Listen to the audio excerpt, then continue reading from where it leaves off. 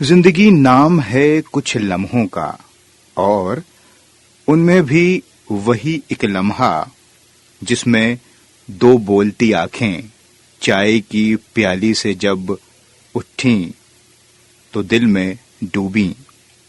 डूब के दिल में कहीं आज तुम कुछ न कहो, आज मैं कुछ न कहूं, बस यूं ही बैठे रहो हाथ में हाथ लिए, गम की सौगात लिए, गर्मिए जज्बात लिए।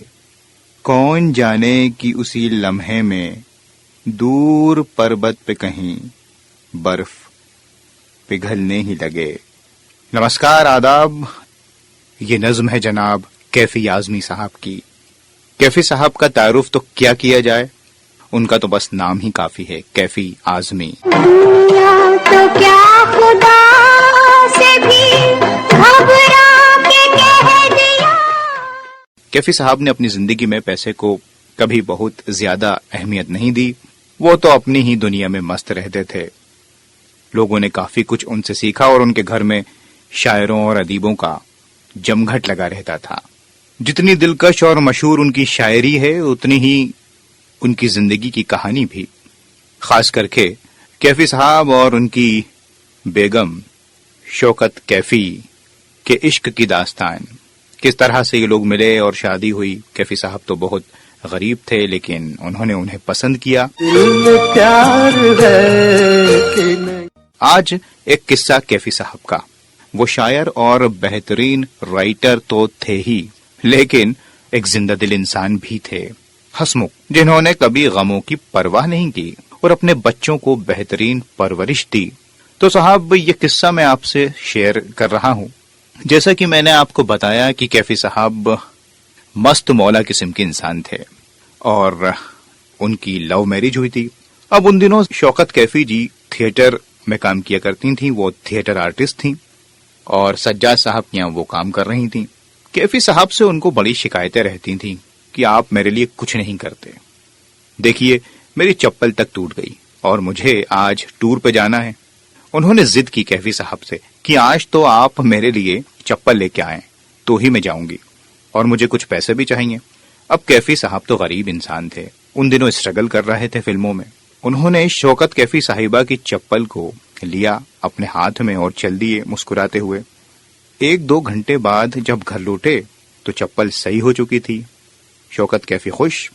कैफी साहब ने जेब से 50 रुपए निकाले और उनको दिए।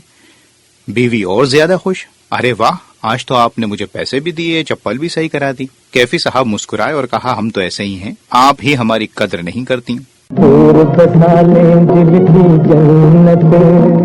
खैर, शौकत कैफी गईं टूर पे, और जब वो डायरेक्टर सज्जाद साहब से मिली तो उन्होंने पैसे मांगे। सज्जाद साहब ने कहा, कैफी साहब आए थे और मैंने उनको पूरे 50 रुपए दिए, आपको नहीं पता? अब शौकत कैफी घर आई और फिर जो कुछ हुआ कैफी साहब ने उनके पैसे ही उनको दे दिए। तो ऐसे हंसमुख और जिंदा दिल इंसान थे कैफी आजमी साहब। ये अलग बात है कि उनकी शायरी में काफी संजीदगी है। क्या दर्द किसी का लेगा कोई। दोस्तों, आखिर में कैफी साहब के इस शेर के साथ ही प्रोग्राम को खत्म करता हूं। अब जिस तरफ से चाहे गुजर जाए कारवां, अब जिस तरफ से चाहे गुजर जाए कारवां, वीरानियां तो सब मेरे दिल में उतर गईं। अब अपने दोस्त फराज को दीजिए इजाजत। नमस्कार, खुदा हाफिज।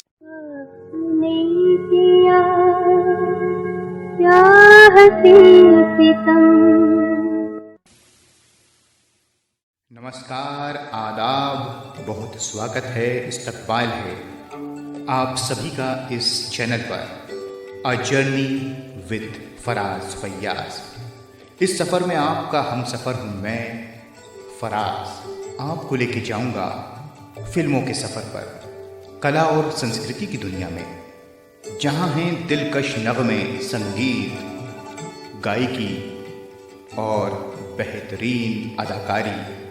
यकीन जानिए ये सफर बेहद हसीन रहेगा।